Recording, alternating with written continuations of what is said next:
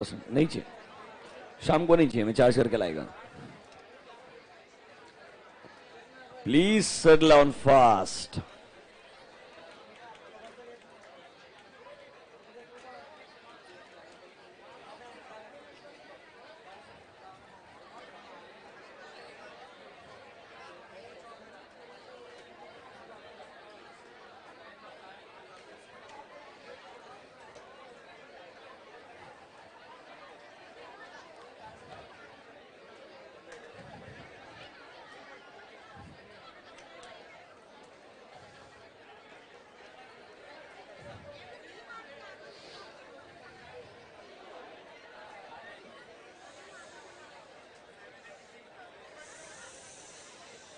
Left side, जल्दी जल्दी settle down.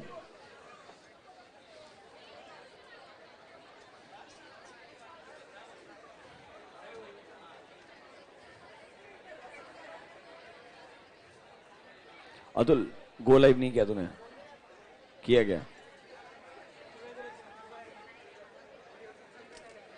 हाँ ठीक है ठीक है ठीक है ठीक है। Online students, am I audible and visible to you? Please confirm. Face to face students kindly settle down fast.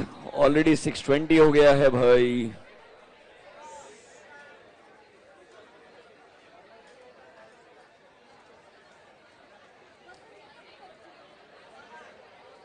Great. Online students, one request. Today, since morning, we're facing some problem with the network. Hopefully, by Monday morning, it will get resolved. अगर during the lecture lag आता है, थोड़ा सा आज bear कीजिएगा. Hopefully, by Monday, we should be able to solve this. वैसे network service provider ने बोला है अभी problem नहीं आना चाहिए. So, we are assuming that. Audit का लास्ट लैग वाला पार्ट शो नहीं हो रहा है. I will ensure to get it uploaded, don't worry.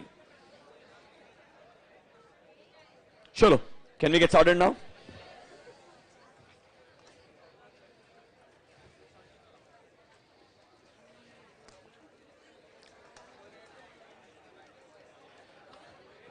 Okay, good evening everyone. I said good evening all of you. क्या लाइफ हो गया है? गुड मॉर्निंग में मैं ही बोलता है, आफ्टरनून में मैं ही बोलता है, इवनिंग में मैं ही बोलता है. मतलब ऐसा ही चाहिए था. मतलब क्या कर सकते हैं, मस्त टाइम स्लॉट्स मिले हैं. चलो, without wasting time we will continue our discussion. कल हमने एकदम basic, that is meaning of the word management क्या है, वो डिस्कस किया था. And I gave you one overview कि सर नॉर्मली स्ट्रैटेजिक मैनेजमेंट का प्रोसेस क्या होता है. आज हम स्ट्रैटेजी वर्ड को डिटेल में डिस्कस करेंगे.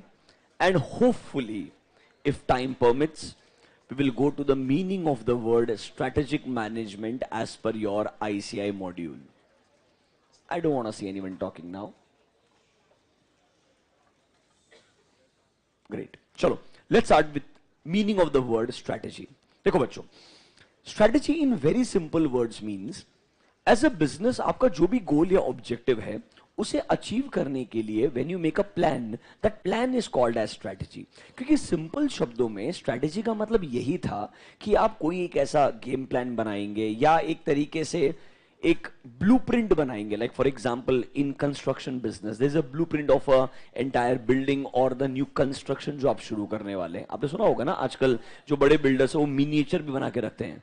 Like if it's a big township तो आपको एक पूरा मिनिएचर बना के दिखाएंगे कि ओवरऑल टाउनशिप किस तरीके से डेवलप किया जाएगा, फेजेस के अंदर कैसे ये डेवलपमेंट कंप्लीट होने वाला है. तो उस तरीके से आप ऐसा बोल सकते हो स्ट्रेटेजी एक आपका गेम प्लान है या एक आपका ब्लूप्रिंट है कि भाई आप कैसे अपने गोल्स एंड ऑब्जेक्टिव्स को अचीव करने वाले हो as a business. In simple words that is strategy, the plan which you make to achieve your objectives. कल मैंने आपको एक वर्ड बताया था that is called as competitive advantage.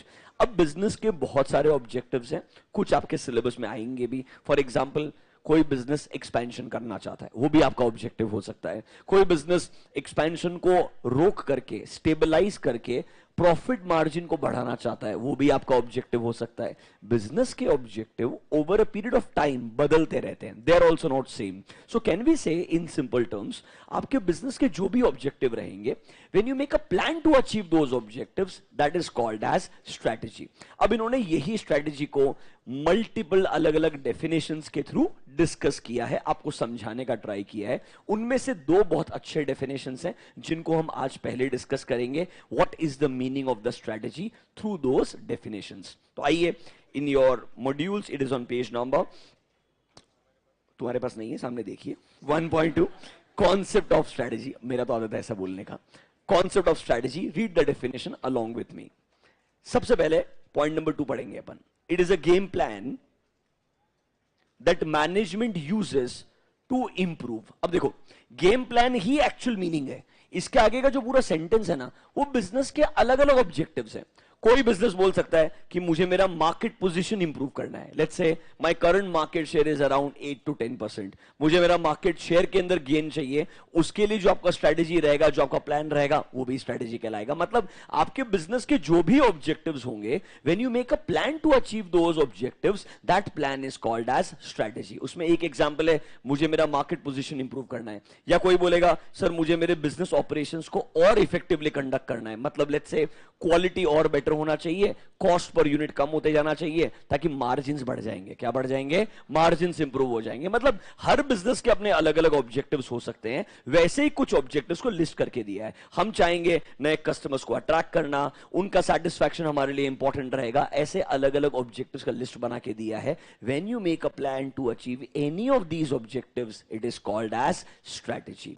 Notebook में जाइए कि वह next heading, concept of strategy, under that point number 1. Concept of strategy under that point number 1. Strategy is a game plan.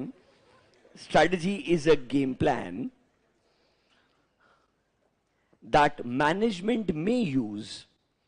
Strategy is a game plan that management may use to achieve. Strategy is a game plan that management may use to achieve any of the following objectives.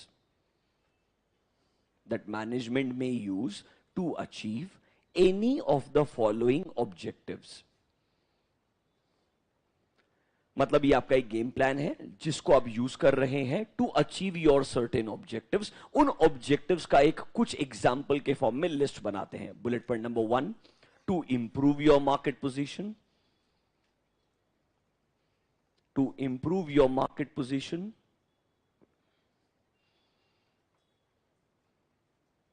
Bullet point number 2, to conduct operations more effectively, to conduct operations more effectively, to conduct operations more effectively. Number 3, to compete successfully, to compete successfully, that is to achieve competitive advantage. To compete successfully, that is to achieve competitive advantage, etc. मतलब एकदम simple शब्दों में, when you make a plan to achieve your business के objectives, that plan is called as strategy. ये कुछ objectives के examples हैं। अब ऑब्वियसली बिजनेस टू बिजनेस आपके ऑब्जेक्टिव चेंज होते रहते हैं। एक सिंपल से एग्जांपल देखिए, have you heard of company Yahoo? And you know how unfortunate Yahoo has been? You know the instances, right? Like Google came to Yahoo, buy us out for $1 million. They said no. $1 million is very high. 1990s. Google form करने के 2-3 साल के बाद में, after 4 years, Yahoo went to buy Google. Do you get my point? For $3 billion from 1 million. Google asked for 5 billion. They said no. After that, obviously, history. वापस कभी opportunity मिला ही नहीं. Then Microsoft went to buy Yahoo for $45 billion. Yahoo said no. Our value is very high. Eventually it was sold for 4.5 billion. Are you understanding that? And Yahoo was one of those companies जो internet का जो जमाना था, it was one of the first organizations जिन्होंने Google search जैसा Yahoo search आपका video audio ये content शुरुआत किया था. At a peak, its valuation was more than probably 150 to 180 billion dollar. But eventually खत्म हो गया पूरा का पूरा. So can you say that every organization will have the same objective in overall पूरा time lifespan? नहीं. It will keep on changing. Another example, read about Vodafone. Now when we think about Vodafone, we laugh, right? That's not the case. You know the Vodafone group. It's not an Indian business. I hope you know that, right? It's a UK based business. It's a profitable business. Do you know that? Their annual revenue is somewhere around 40 to 50 billion dollar. Annual revenue. 40 to 50 billion dollar. And it's a profitable business. They are present in a lot of countries. India doesn't even come in their proper segment list. They were eyeing India, but then they realized it is not possible. Originally, तुमको मालूम है क्या? Vodafone came to buy Airtel. Originally, they acquired a stake in Bharti Airtel. फिर उनको major stake नहीं मिला तो उनको लगा सस्ता business क्या मिल रहा है? उस जमाने में हच करके एक business था. तुम शायद पैदा भी नहीं हुआ रहेगा, ऐसा लग रहा है मेरे को. या हुआ रहेगा 2-4 साल का रहेगा. हच SR ऐसा कुछ नाम था. फिर उसको उन्होंने majority stake buy किया and it converted into Vodafone eventually. And then Vodafone had to merge with Idea. Why? Why Vodafone merged with Idea? It was not possible to survive alone. Now if you think about it, Jio, annual revenue, 1 lakh crore, current levels पे. Approximately, you can say 10 to 12 billion dollar from one country. Vodafone, 45 from more than 20 countries. Just imagine what Jio can do if they become Vodafone after 5 years. I don't know whether you're understanding. And Jio works at a margin of 45%.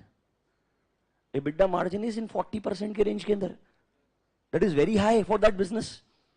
So if you think about it, that business was zero few years back. It didn't exist. From petrochemical business, मैं इतना insane तरीके से diversify करता हूँ, and we really don't know the true potential. हम सिर्फ एक country का potential देख रहे हैं. And that is why Jio has a stake of your Nasdaq wala companies. You get Facebook as an investor in Jio. I hope you understand that. You get Google as an investor so that when you want to enter in those countries, you can enter whenever you want to. I hope you're understanding this. So अभी अगर आप business का goals का बात करेंगे यार वो ऐसा नहीं बोल सकते हमेशा same रहने वाला है. I'm sure Mr. Mukesh Ambani would have never dreamt of creating Jio in 2010. But today, obviously, the organization is working in a different direction altogether. So I'm just trying to say it's always very subjective. हमारे लिए तो obviously definition है कि भाई हमारा game plan है, हमारा जो भी objective रहेगा उसको achieve करने के लिए जो plan है वो क्या कहलाएगा? Strategy कहलाएगा. एक simple सा definition. I hope you understand this. ऐसे ही strategy का एक और definition है. Let's read definition number 2. क्या बोलता है? आइए. It's a long range blueprint of organization's desired image. मतलब सर ये बोलता है स्ट्रैटेजी ना शॉर्ट टर्म नहीं होता है और मैं इनसे अग्री भी करता हूं बिकॉज जनरली जो हम सारे स्ट्रैटेजी के ऑप्शंस पढ़ेंगे ना they are not something that you can change a strategy in every 2 months, in every 4 months, in every 6 months.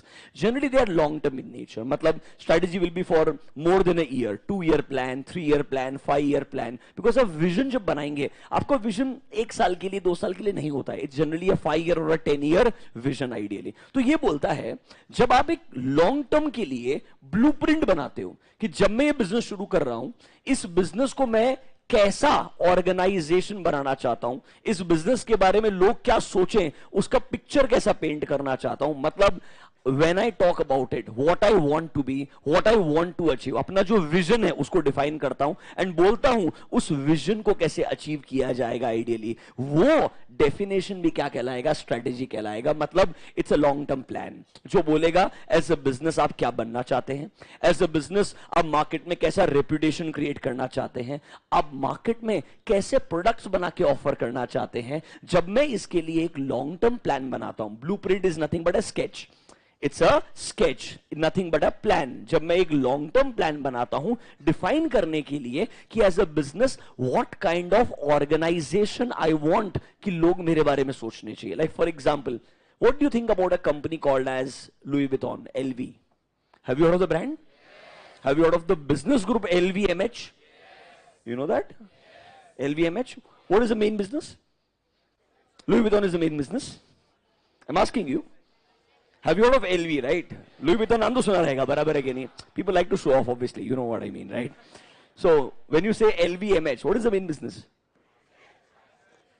Fashion is business or industry? तो मेन प्रोडक्ट्स क्या है? मेन धंधा क्या है? बैग्स बनाता है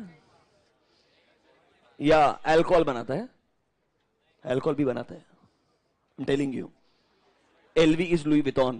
MH is a separate entity which makes wine, cognac and lot of other alcohol का components. But LVMH का main business product बनाने से ज्यादा नया business खरीदना है. If you read the history, the biggest joke is they acquired a company called as Christian Dior. Have you heard this name? One of the most fancy designer in the world for years. बराबर है कि नहीं है? जब उसे कोई नहीं खरीदा था उसको खरीदा. And they say to buy that he borrowed only $15 million from his family in 1980s. अब उसके लिए 15 मिलियन होना चाहिए था. I hope you understand that. But they say, and 15 million में परचेज नहीं किया था. उस जमाने में क्रिस्टियन डियोर बहुत बड़ा बिजनेस था.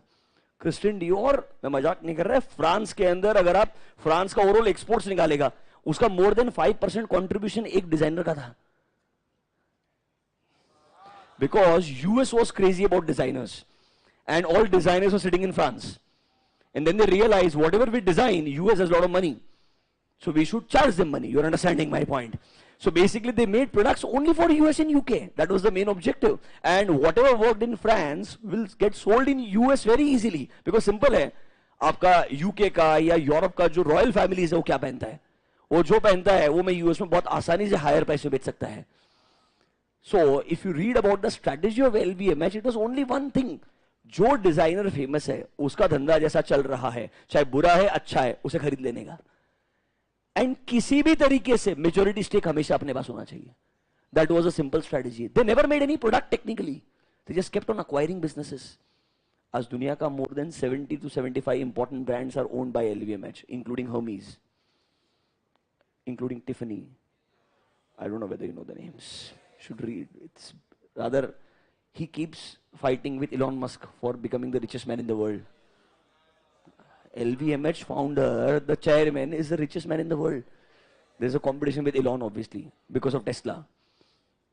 Otherwise, I think his name is Bernard Arnold, French guy. मतलब बढ़िया. Rather, ये एक अपने आप के अंदर एक you can say mystery है. How he became so rich? Because the starting is always he had $50 million to buy Christian Dior. $15 million at that time. It's not a small number. I hope you understand. Anyways, हमारे लिए long range blueprint है. एक company अपना कैसा image बनाना चाहता है. Just imagine, no, उन्होंने जब LVMH बनाया, the only thought, I'm not kidding, the only thought was luxury brands को साथ में लेके आना है. चाहे वो अल्कोहल बेचता है, बैग्स बेचता है, कपड़े रखने वाला बैग्स बेचता है या कुछ भी बेचता है. All luxury brands should be coming together. Are you understanding that? And in that era, when people used to think that the world is stupid, कि एक्चुअली में कौन इतने ब्रांड्स को इकट्ठा करेगा, you become one important brand. आप अपना खुद का वैल्यू क्रिएट करो. And he believe my value is dependent upon designers, and I am not a designer. Let me buy every designer. You understanding that? Same thing what Reliance is doing today. Same. If you read about it in last 5 years, why Reliance suddenly buys anything what they want to? कभी कभी लगता होगा ना, पागल हो गया क्या? Why are you buying, let's say, hotels in New York? Doesn't make sense. It makes sense.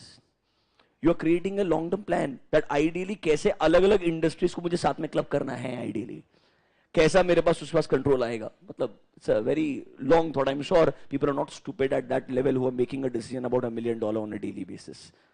They are well informed. Remember that. हमको ऐसा लगता है पागल है, ऐसा नहीं होता है. चलो अभी के लिए नोटबुक में जाइए. Right down point number 2. Strategy is a long range blueprint.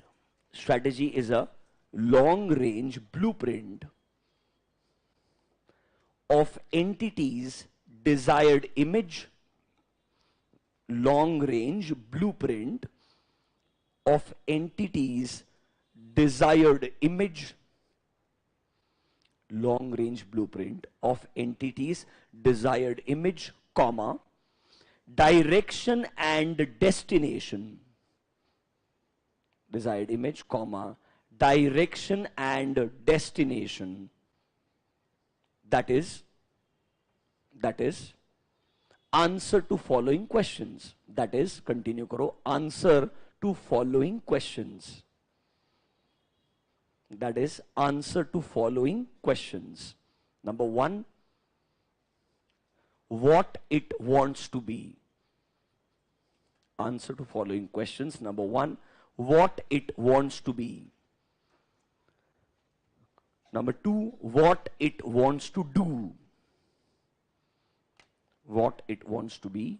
Number two, what it wants to do. And number three, where it wants to go.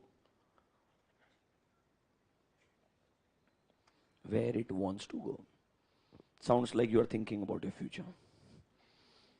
In simple terms, एक ऑर्गेनाइजेशन को सोचना होगा दैट वो कैसा image build करना चाहते हैं दुनिया के अंदर, कैसे प्रोडक्ट्स को बना के बेचना चाहते हैं, कैसा रेपुटेशन लोगों के दिमाग में परसीव करना चाहते हैं. जब ऐसे क्वेश्चंस का आप आंसर सोचते हैं, and when you make a plan which is a long term in nature, that long term plan और blueprint can be called as strategy. Basically कैसा इमेज बिल्ड करना चाहते हैं, किस डायरेक्शन में मूव करना चाहते हैं, क्या अपने गोल्स एंड ऑब्जेक्टिव्स को अचीव करना चाहते हैं. मतलब दोनों definition directly indirectly same direction में लेके जाता है कि भाई whatever you wants to achieve, make a plan, that plan is called as strategy. Is meaning of strategy clear to you?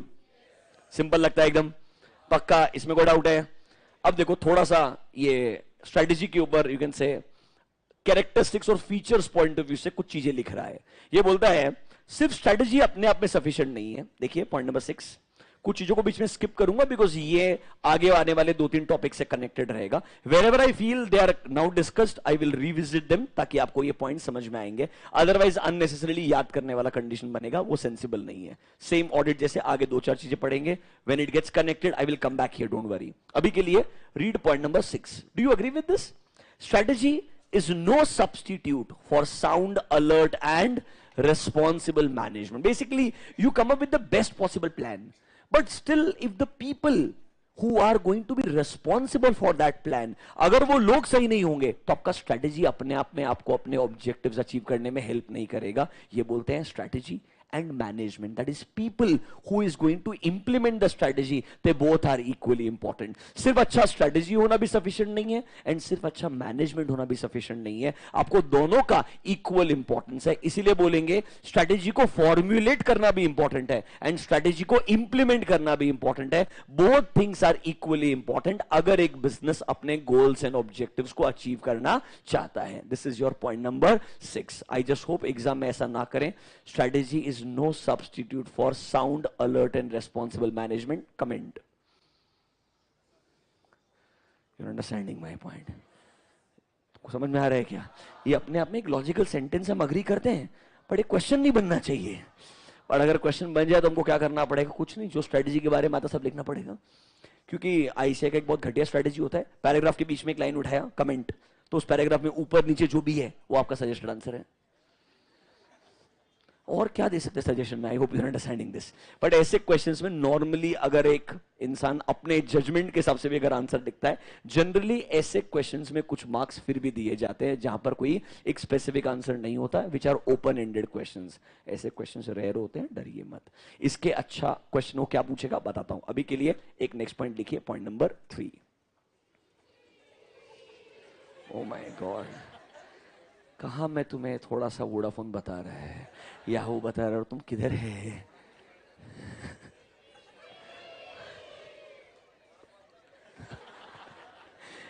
Right down point number whatever is next. Strategy is, मैं ये 3 बोलना ही बंद कर देगा. Strategy is no substitute for, strategy is no substitute for, strategy is no substitute for sound, comma, alert and responsible management. Sound alert and responsible management.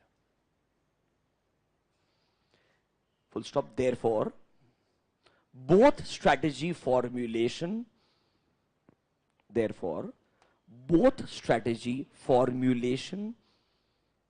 and implementation,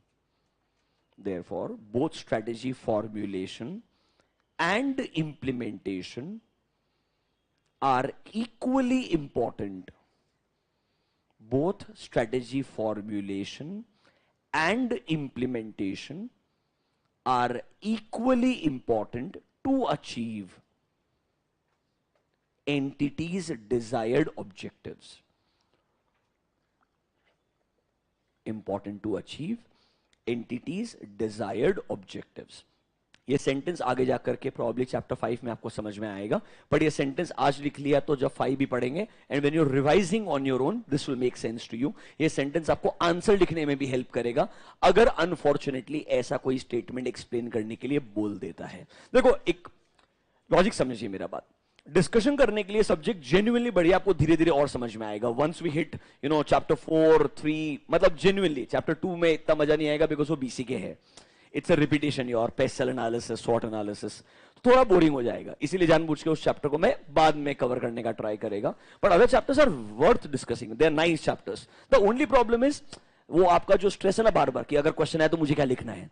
तो at the same time I am trying to help you कि हम उतने relevant points लिखते रहेंगे कि अगर मैं 2-3 बार जो लिखा है उसको रिवाइज कर लूं, I should have more than sufficient content in my head that मैं उनके क्वेश्चन को एड्रेस कर पाएगा आइडियली. देखो मेजॉरिटी क्वेश्चन स्पेसिफिक होते हैं, आगे बताऊंगा आपको. आज एक स्पेसिफिक क्वेश्चन भी डिस्कस करूंगा. उन स्पेसिफिक क्वेश्चन का स्पेसिफिक आंसर होता है, पर कुछ जनरल क्वेश्चंस होते हैं like this sentence.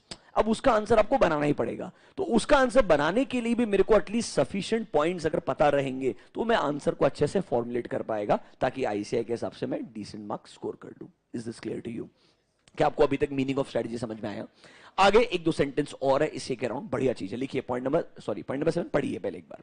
Strategy can never be perfect, flawless and optimal. मतलब कोई ऐसा नहीं बोल सकता कि मेरा स्ट्रेटजी तो बेस्ट पॉसिबल स्ट्रेटजी है. ये वो बोलने का ट्राई कर रहा है. ऑब्वियसली हर स्ट्रेटजी जब आप सोचते हैं आपको बेस्ट ही लगता है.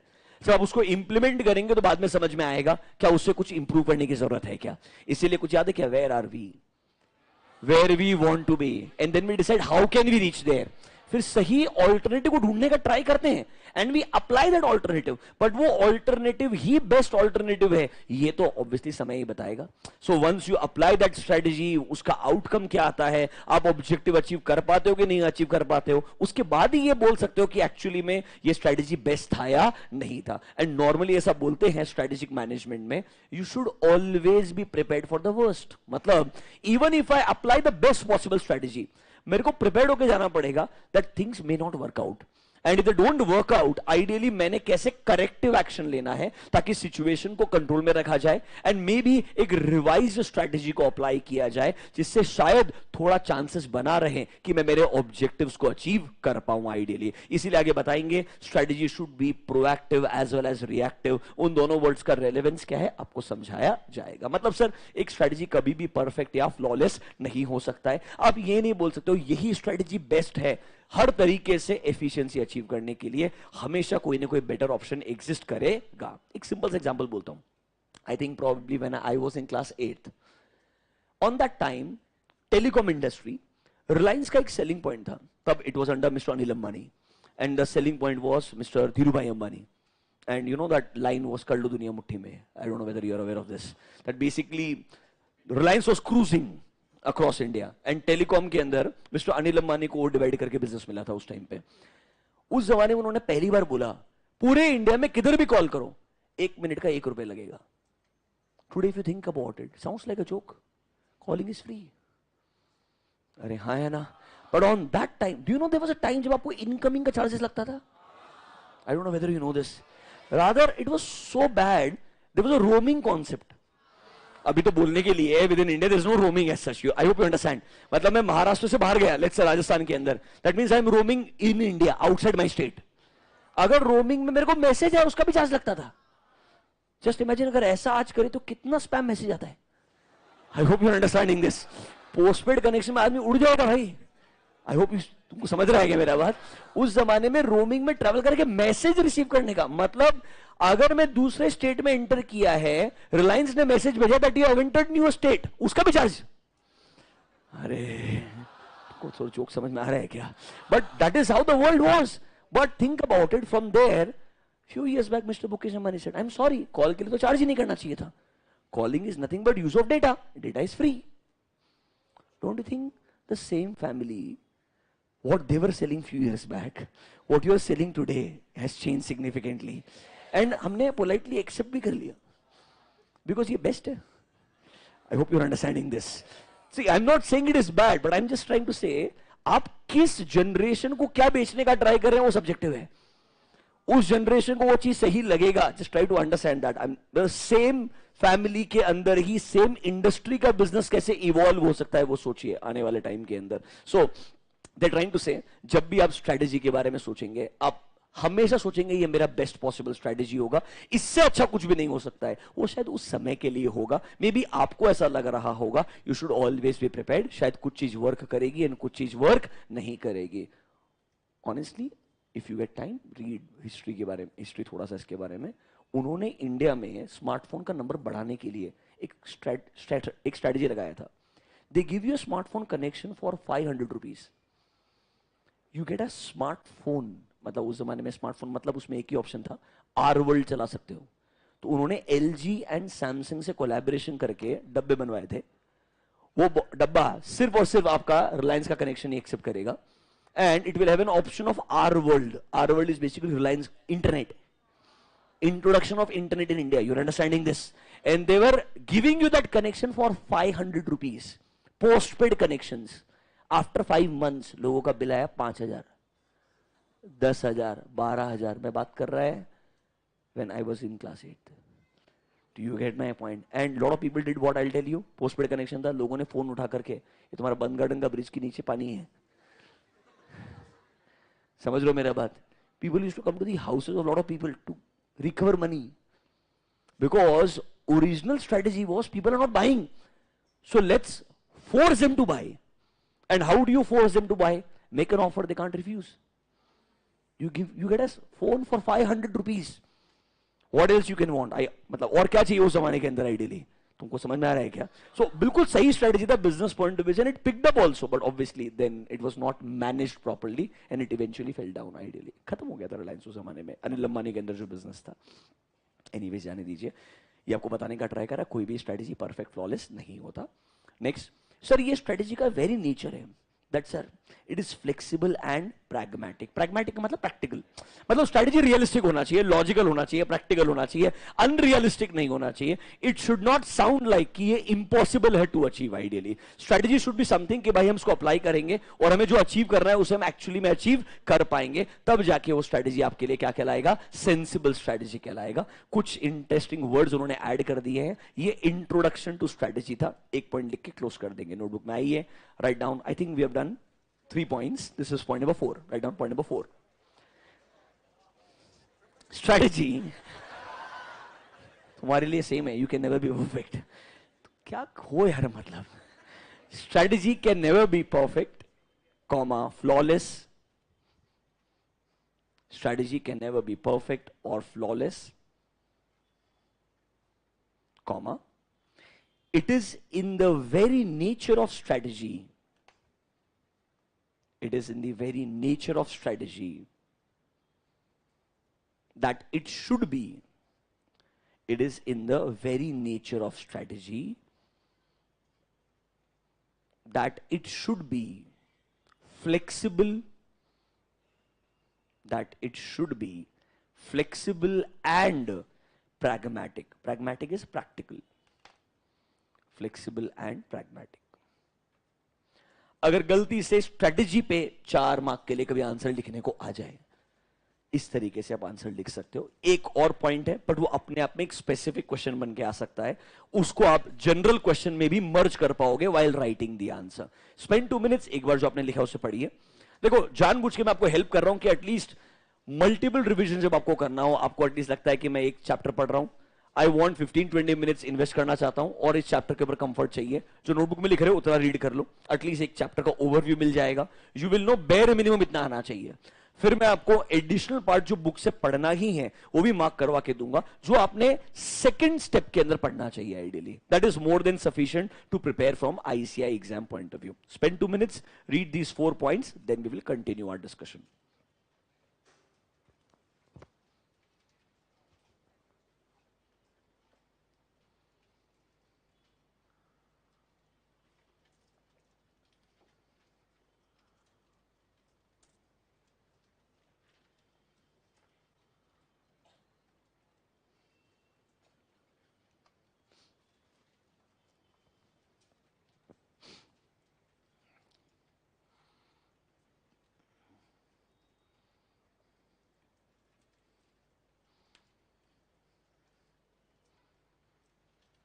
डन। अब एक इंटरेस्टिंग पॉइंट है जो एक्चुअली बढ़िया है, दिमाग लगाना चाहिए। ये बोलता है strategy should be a mixture of 2 aspects. When you make a strategy, आपने थोड़ा डेलिबरेट या प्रोएक्टिव होना चाहिए। Have it the word proactive? Someone who is trying to think what will work in the future, what will not work in the future, how things can change in future. उसके हिसाब से in present you take an action. That means आप थोड़ा सा forecasting करके, predict करके, analysis करके अभी डिसीजन लेना चाहेंगे जिसका फायदा आपको आने वाले समय में मिलेगा। लाइक फॉर एग्जाम्पल, एक वर्ड आपको मैं बार बार बोलता रहता हूं, ESG। Have you heard of this word? Environment and social governance. That indirectly एक बहुत बड़ा क्वेश्चन मार्क रेस हो जाएगा आने वाले 5-10 साल के अंदर। मैक्सिमम 10 ईयर से उससे ज्यादा नहीं लगेगा आइडियली, अगर आप मुझे पूछेंगे। एक बिजनेस के अंदर जब हम पैसा इन्वेस्ट करेंगे तो आपने सुना होगा एक वर्ड, ट्रिपल बॉटम लाइन। याद आ रहा है क्या? 3 P's। One is called as profit, second is called as planet and people. तो ESG बेसिकली आपके इन तीनों पीस के अराउंड है। ESG बोलता है कि as a business you make money, that is nice, but you making money should not negatively impact the overall your global environment. It should not negatively impact the people around you. It should not negatively impact the resources what you are consuming. मतलब ऐसा नहीं होना चाहिए, see let's say you are Reliance, you can afford to buy whatever you want to buy, that means you are exploiting and buy whatever you want to buy. It's just that you can afford, that does not mean you should waste. I hope you are understanding this. So basically these companies have a new report card का checklist कि आप financially बढ़िया कर रहे हो, वो अच्छा चीज है।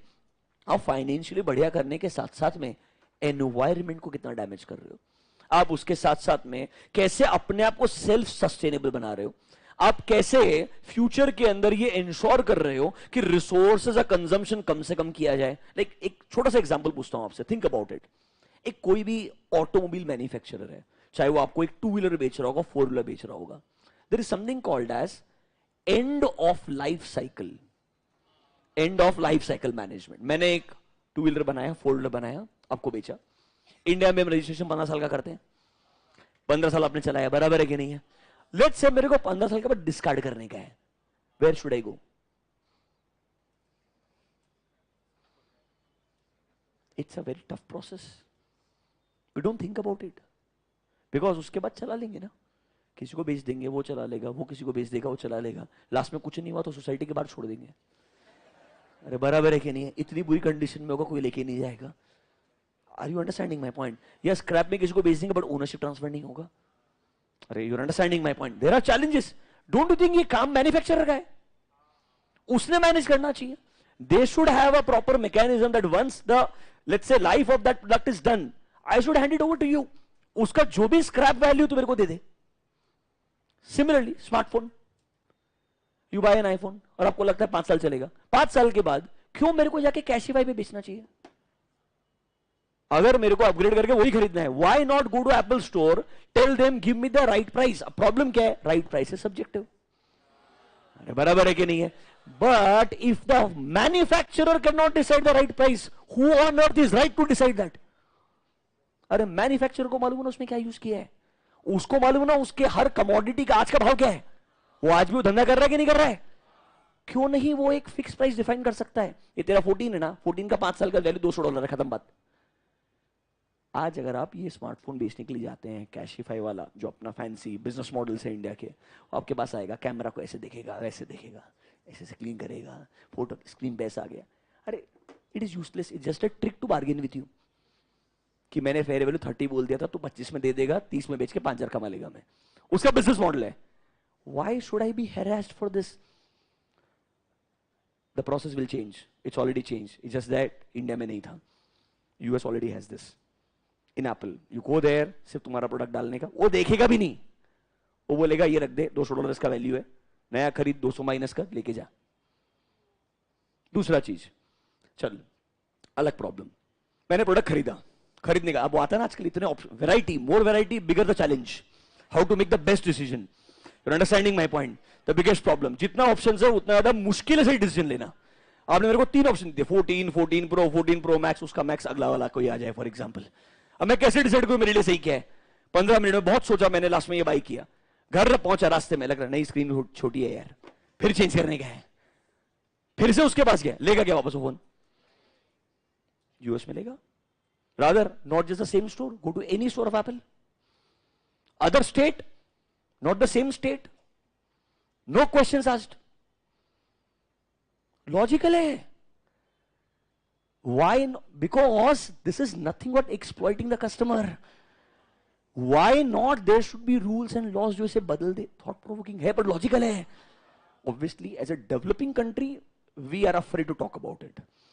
As a developed country, we have nothing more as a problem to talk. You have to find new problems, you're understanding? तो उनके ये थर्ड वर्ल्ड प्रॉब्लम्स कहलाते हैं आइडियली कि यार फोन का स्क्रीन साइज छोटा हो गया, ये बहुत बड़ा हो गया, ये तो मतलब अलग अलग प्रॉब्लम्स होते हैं अपने, तो उनके इसमें ऐसा नॉर्मल है। बट जस्ट इमेजिन अगर दुनिया के सबसे बड़े कंपनीज ये नहीं करेंगे, those who have the best of the best margins, how can you expect this from a small scale businessman? I hope you understanding this.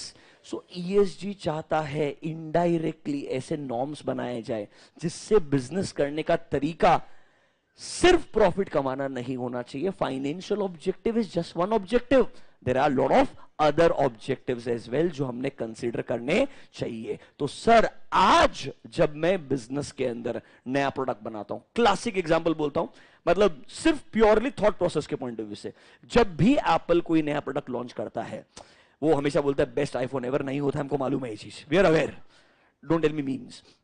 Important क्या है, वो हमेशा जब नया प्रोडक्ट लॉन्च करता है वो बार बार ये बोलेगा this product is made up from 70% sustainable material. ये जो बॉक्स है वो 100% सस्टेनेबल है। वो आपको सस्टेनेबिलिटी के बारे में बात करेगा, क्योंकि अगर वो बात नहीं करेगा तो उसके कंपनी को वो वैल्यू नहीं मिलेगा जो वैल्यू आज मिल रहा है।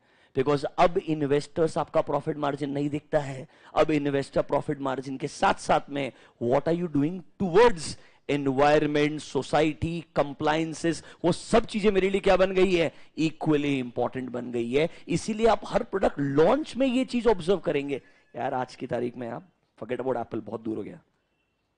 बेस्ट पार्ट, क्लासिक एग्जांपल, इस बार तो मैं शॉक ही हो गया। मतलब I am been reading RIL का annual report, one annual report जो मैंने सिंसियरली रीड किया इतने सालों से, one is RIL.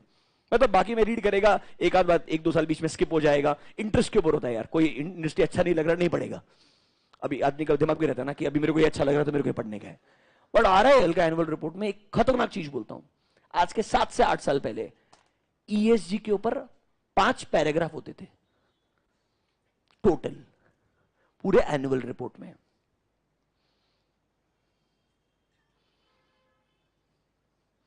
150 till 224. Look at the number. It is more pages than financial reports. Because one fine day I realize मेरे को जियो Nasdaq पे लिस्ट करना है। क्यों नहीं कर सकता? जब अलीबाबा चाइना से बिजनेस ऑपरेट करके यूएस में लिस्टिंग कर सकता है, मैं जियो क्यों नहीं लिस्ट कर सकता? रादर मैं यूएस का इन्वेस्टर तो लेके आया था। अरे बराबर है कि नहीं है? अब मैं अगर यूएस के स्टॉक मार्केट में लिस्टिंग करने के लिए जाएगा तो डोंट यू थिंक मेरा इन्वेस्टर वहां का लोकल बंदा रहेगा? अरे बराबर है कि नहीं है? उनके मार्केट का फ्रेंजी और पागल है, मतलब वो पागलपन है उधर। मतलब if it falls it falls, चाहे तो फेसबुक है, गूगल है, एप्पल है, कोई फर्क नहीं पड़ता है। If it is negative, it is negative. Read about Google का stock falling to 30%, 40%, Facebook falling 50%, आधा हो गया था. आपने कोई गलती किया किसी भी कंट्री में, उधर कोई छोड़ता नहीं है, चाहे तो कोई सा भी कंपनी है. वहां उस कंट्री में टू बिग टू फेल का कॉन्सेप्ट ही नहीं है. Anyone can fail. बात समझ में आया क्या? मतलब they are very serious and matured market comparatively, and because of so much money coming from all part of the world, वहां पे पीनलाइजिंग फास्ट होता है, बहुत फास्ट होता है. अब अगर सोचो मैं जियो को लिस्ट करने के लिए जाएगा, वहां का पब्लिक क्या बोलेगा? पैसा कमा रहा है, अच्छा बात है, ईएसजी किधर है? कि जो पैसा मैं एप्पल को अलोकेट कर रहा है, तू जाता है थोड़ा पैसा मैं जियो को अलोकेट करे. क्यों अलोकेट करे? अरे देखो, हमको लग रहा होगा who thinks about environment. Someone who has lot of money has to think only about environment now. Please understand. You can't understand right now, but I'm telling you, someone who is sitting with lot of money, उसके problems ये है ही नहीं कि road में गड्ढा है, क्योंकि उसको फील ही नहीं हो रहा है, because of the good car. You understanding that? वो थोड़ा बड़ा, मैं आपको लिख के बोलता है, गिव इट 5 years. यूरोप के अंदर जो माइनिंग होता है बैन हो जाएगा, कंफर्म. यूरोप तो वो एक रीजन है दुनिया का, कुछ भी डैमेज कर रहा है उसको समझता बाद में, बैन पहले करता है, और उसमें बोले कितना भी पैसा फर्क नहीं पड़ता. And majority of the countries are so rich by default that they really don't care about businesses honestly, unless lobbying हो जाए, पॉलिटिशियंस कंट्रोल में आ जाए. You know what I mean, right? तो बात अलग है, that's a different story. Otherwise it doesn't matter. So if you think about it from a business point of view, don't you think it's a proactive approach that I'm preparing for next 5 years and 10 years? I hope you understand that. मतलब proactive का मतलब है मैं पहले से सोचने का try कर रहा हूं, आने वाले टाइम के अंदर क्या मेरे लिए सही रहेगा, मैं डेलिबरेटली उसके अराउंड प्लान बिल्ड कर रहा हूं. This approach works really well for big conglomerate. जो बड़े बिजनेसेस हैं उनके लिए बहुत फायदेमंद होता है. ये हो गया एक प्रोएक्टिव पार्ट. अभी आईसीआई ने क्या लिखा है बताऊंगा, डरना मत, बट ये मैं मेरा पॉइंट ऑफ व्यू शेयर कर रहा हूं. That is one proactive. Second is called is reactive. अब सर आपने कोई भी स्ट्रेटेजी लगाया होगा, वो स्ट्रेटेजी लेट्स से वर्कआउट नहीं हो रहा है, आप प्रॉब्लम फेस कर रहे हो, तो आपको कुछ ना कुछ रिस्पॉन्स तो देना पड़ेगा ना यार. यू कांट बी लाइक कि नहीं मैं कुछ भी नहीं करेगा. मतलब you have to come up with a new way. Like simple example, when Jio happened, Airtel ने क्या किया? प्राइस कम किया ना. कुछ टाइम के लिए यूजर का जो रेट सा कम कर दिया कि नहीं कर दिया? आइडियली एडवर्टाइजिंग में पैसा कट डाउन कर दिया, क्योंकि जब तक जियो ऐड कर रहा करके फायदा नहीं है. पहले उसको जितना मार्केट शेयर खाना खाने दो.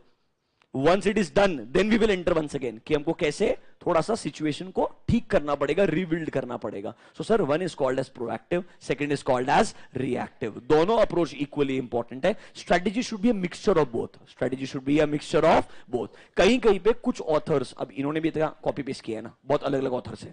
कोई ऑथर ने बोला सिर्फ प्रोएक्टिव होना इंपॉर्टेंट है, तो उन्होंने कुछ कुछ जगह पे प्रोएक्टिव वाला सेंटेंस कॉपी करके लिखा है, बट एक्चुअली इन्होंने खुद ही ये भी बोला है दोनों इंपॉर्टेंट है, क्योंकि अलग अलग ऑथर से जब कॉपी पेस्ट करते हैं ऐसा हो जाता है. I hope you understand this. अब हम पढ़ेंगे what is being proactive and what is being reactive from ICI module point of view. आइए, आपका मॉड्यूल क्या बोलता है, मजेदार है, यहां लैंग्वेज बढ़िया है. आइए, strategy is partly proactive and partly reactive. मतलब it's a combination of both. Proactive भी होना चाहिए एंड रिएक्टिव भी होना चाहिए. पहले आपको रिएक्टिव पढ़ाते हैं, इमीडिएटली एक्सेप्ट हो जाएगा, कोई दिक्कत नहीं आएगा. Read this.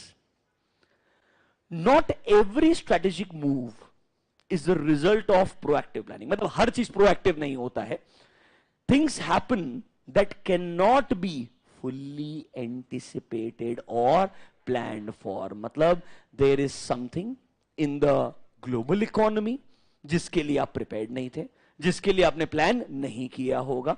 देखो, when market and competitive conditions takes an unexpected turn, मतलब not working out properly, then sir आपको किसी न किसी तरीके का strategic reaction देना पड़ेगा, या क्या करना पड़ेगा? adjustment करना पड़ेगा. It can be a corrective action, it can be a adjustment, or it can be completely accepting that this strategy is not working.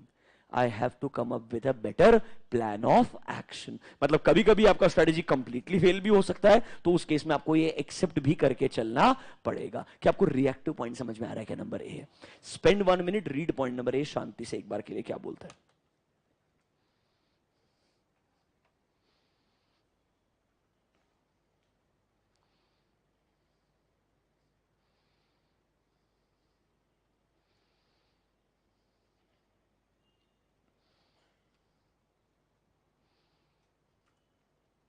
ये एकदम लॉजिकल है.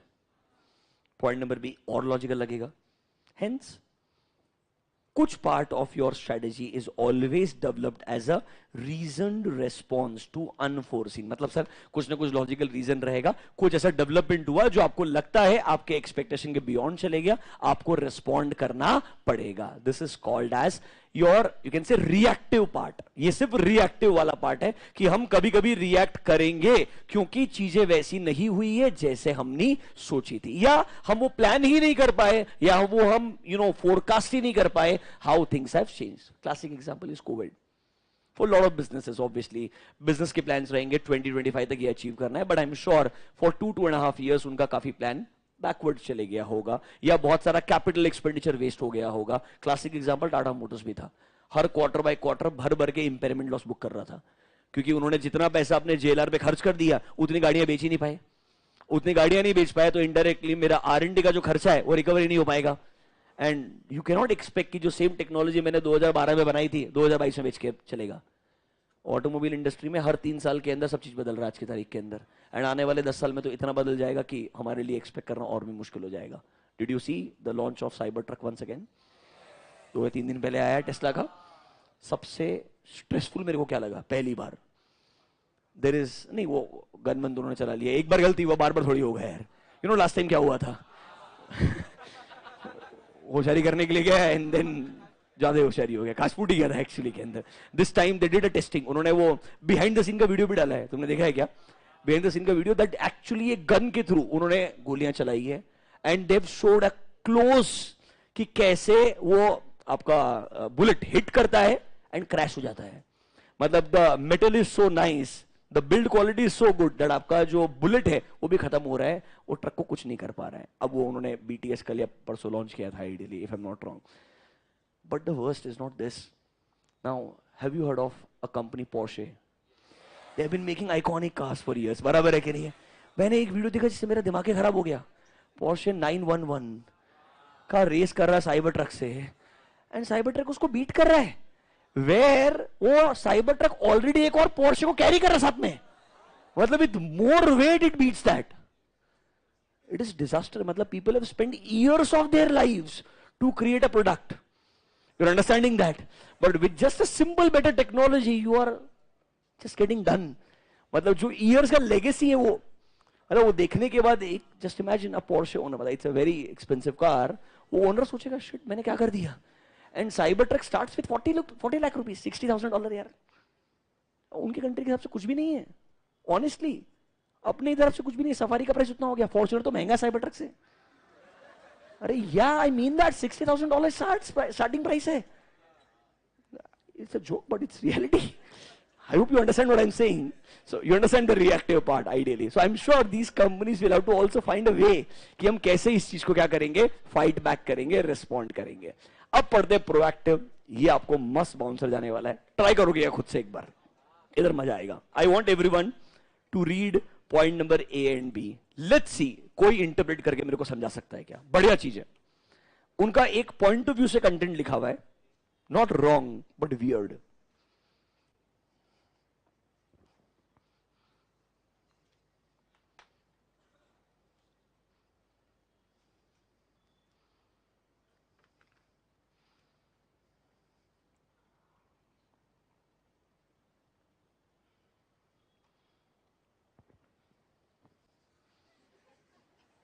I'm going to ignore.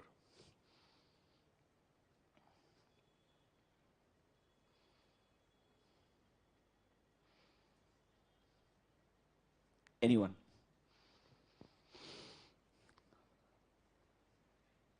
Sir, it's been 11 hours. You are trying to trouble us now.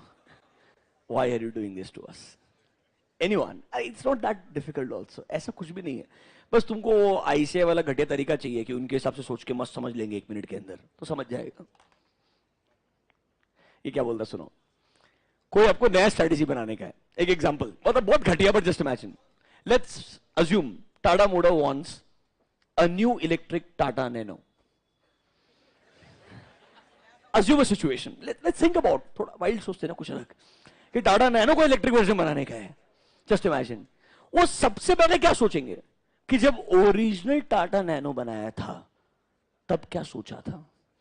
अरे बराबर है कि नहीं है? That was one of the you can say projects which is very close to the heart of mister Ratan Tata, जो उन्होंने बहुत interviews के अंदर स्पेसिफिकली बोला भी है ideally, and they said that it was very very challenging project what they took under hand, and ideally वो actually जो 1 लाख के अंदर का प्रॉमिस था फुलफिल भी नहीं कर पाए थे, because it never was sold below 1 lakh rupees. It was always sold above 1 lakh.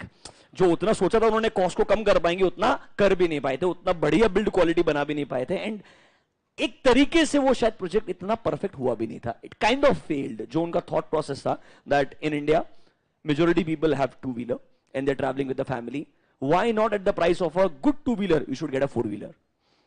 That was a thought process. I don't know whether you know this. That was a thought process, and it did not work out maybe the way they had visioned it ideally.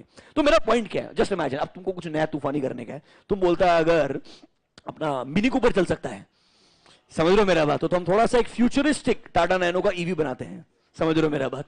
क्यों नहीं उसको बेचेंगे at least 5 से 7 लाख के अंदर? तो अगर mini Cooper 50 lakh में बेच सकता है, 50 लाख में आता है मिनी कूपर ईवी वर्जन, अगर 50-60 लाख में बेच सकता है, मैं 5-7 लाख में नैनो तो बेच सकता है कम से कम एटलीस्ट, अगर मैं उतना ब्यूटीफुल कार बना दूं तो.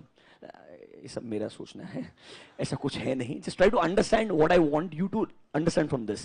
तो अगर मैं ऐसा कोई अनरियलिस्टिक चीज करने के लिए जाएगा, मतलब unrealistic is not the right word, कुछ नया चीज करने के लिए जाएगा, सबसे पहले क्या सोचेगा? जब हमने ऐसा कोई प्रोजेक्ट पहले स्टार्ट किया था, what worked in our favor and what did not work, what worked should be copy pasted once again, and they are saying proactive is a combination of two. आपके पास्ट में जो सही था, जो strategy perfect काम की थी, उसे आप एज इट इज लेके आओ, एट द सेम टाइम थोड़े नए आइडियाज, थोड़ा इनोवेटिव तरीका उसमें ऐड करो, मे बी वो एक परफेक्ट रेसिपी रहेगा नए प्रोजेक्ट के लिए, नए स्ट्रेटेजी के लिए. This is called as being proactive. They believe proactive is not just innovation, it is not just new element. They are saying it's a combination of old plus new. दोनों चीजें साथ साथ में अगर आप यूज करेंगे तो शायद आप बेहतर फोरकास्ट कर पाएंगे, शायद आप बेहतर प्रिडिक्शन करके स्ट्रेटेजी को लगा पाएंगे. This is proactive according to them. Read with me, समझेगा. देखो, a company's current strategy, जो आप नया स्ट्रेटेजी बना रहे हैं आज की तारीख में, इट विल फ्लो, मतलब इसके अंदर किस किस चीज का इंपैक्ट आता है? Both previously initiated actions and approaches जो आज भी अच्छे से काम कर रही है. कुछ आपकी पुरानी स्ट्रेटेजीज होगी जो आज भी बढ़िया से काम कर रही है, and they are working well enough कि मैं उन्हें कंटिन्यू करूं. They are working well enough to merit continuation. मतलब वो मेरे को आर्ग्यू करके बोल रहा है, जब ये स्ट्रेटेजी लास्ट 20 साल से चल रहा है तो अब क्यों नहीं चलना चाहिए? मतलब वो स्ट्रेटेजी, फॉर एग्जाम्पल मारुति, अगर वो बोलता है कि अगर मैं इंडिया में गाड़ी बेचने के लिए, एक सेलिंग पॉइंट था कि रिपेयर मेंटेनेंस कॉस्ट मिनिमल है, that was a selling point, क्यों नहीं मैं मारुति के नाम पे और 10 टाइप का गाड़ी बेचने का ट्राई करेगा? मारुति ने अपने आप को रिपोजिशन कर लिया. अब मारुति ऐड बनाता है, that is the biggest joke. मैं पहली बार जब देखा मेरे को हंसी आई एक बार, that they are the leader for SUVs. हाँ, उनका एडवर्टाइजमेंट आता है. Maruti as a SUV, the one who has been following Maruti for last 15-20 years, you will actually smile for 2 minutes. How can this happen? Maruti was always a Maruti. You're understanding? But can I say, उन्होंने अपने आप को redefine किया, नया brand build किया, उसके around चीजों को पिवोट किया एंड चीजों को चेंज किया, और लोगों से प्रीमियम प्राइस चार्ज करने का, यू कैन से एक तरीके से कैपेबिलिटी बिल्ड किया. इसीलिए आज वो नेक्सा बना के प्रीमियम प्राइस चार्ज कर रहे हैं.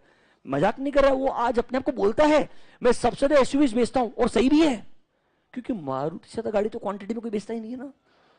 आई होप यू अंडरस्टैंडिंग दिस. जो फैक्ट है वो है. Ideally, you can't beat them in terms of quantity for sure. तो can I say, वो किसी भी सेगमेंट में अगर एंटर करेगा, अगर अपने आप को पोजीशन करे, वो क्या बोलेगा?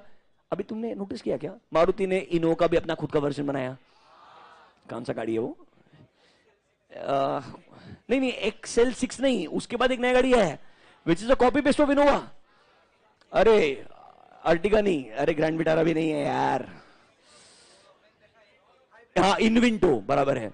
See, basically, it's a collaboration indirectly between Toyota and Maruti.